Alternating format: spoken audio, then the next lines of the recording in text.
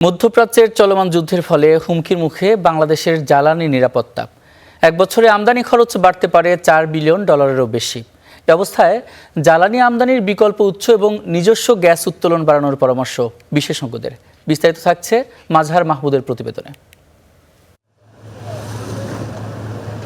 চলতি বছর 115 cargo LNG কেনার পরিকল্পনা সরকারের। এর মধ্যে মধ্যপ্রাচ্য যুদ্ধের কারণে বাংলাদেশে আসেনি দীর্ঘমেয়াদী চুক্তির কোনো এলএনজিবাহী কার্গো।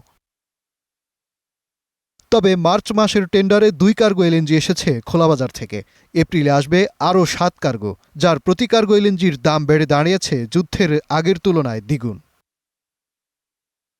আন্তর্জাতিক গবেষণা প্রতিষ্ঠান জিরো কার্বন অ্যানালিটিক্স জেডসিএ এক বিশ্লেষণে বলছে, জ্বালানি আমদানির পেছনে বাংলাদেশের বার্ষিক ব্যয় $12 বিলিয়ন। যুদ্ধ 1 বছর স্থায়ী হলে এই ব্যয় বাড়বে আরও $4.8 বিলিয়ন, যা বাংলাদেশের মোট জিডিপির 1% সমান। জ্বালানি বিশেষজ্ঞরা মনে করছেন, অতিরিক্ত ব্যয় কমিয়ে আনতে দীর্ঘমেয়াদী চুক্তি করতে হবে একাধিক দেশের সঙ্গে। দেশে বাড়াতে হবে গ্যাস অনুসন্ধানও। রাশিয়া থেকে 3 মিলিয়ন মেট্রিক টনের একটা অফার মনে হয় পেয়েছে এলএনজির।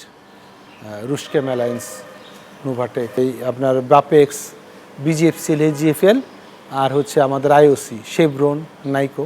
এগুলা প্রাইস পার এসসিএমে ধরেন এভারেজে $4 পড়ে উৎপাদন ব্যয়।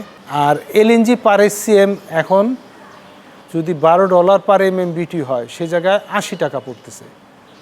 আর $20 হলে সেটা তো $150 উপর পড়তেছে পার এসসিএম। তাই তাৎক্ষণিক সমাধানে অপচয় রোধ ও অনিয়ম বন্ধের পরামর্শ বিশেষজ্ঞদের। সরকার যে সার্ভিস দেয়, যা ব্যয় হয় তার থেকে বেশি মুনাফা সহ জনগণের কাছ থেকে নেয়। এই পরিস্থিতিতে যদি দাম বাড়ে, আমার সেই পরিমাণ খরচ দেওয়ার মতো বৈদেশিক মুদ্রা সংস্থান করার মতো সক্ষমতা নেই। সংকট ফেস করার জন্য আমাকে প্রস্তুতি নিতে হবে। পরিকল্পিত লোডশেডিং করার মতো সক্ষমতা বা প্রস্তুতি সরকারের এখনই নিতে হবে। বাংলাদেশের এলএনজি আমদানির 75% কাতার নির্ভর। আসছে গরমে যদি আমদানি ব্যাহত হয়, তাহলে গ্যাস ভিত্তিক বিদ্যুৎ উৎপাদন ব্যাহত হয়ে প্রভাব পড়বে জনজীবনে। মাজহার মাহবুব, স্টার নিউজ, ঢাকা।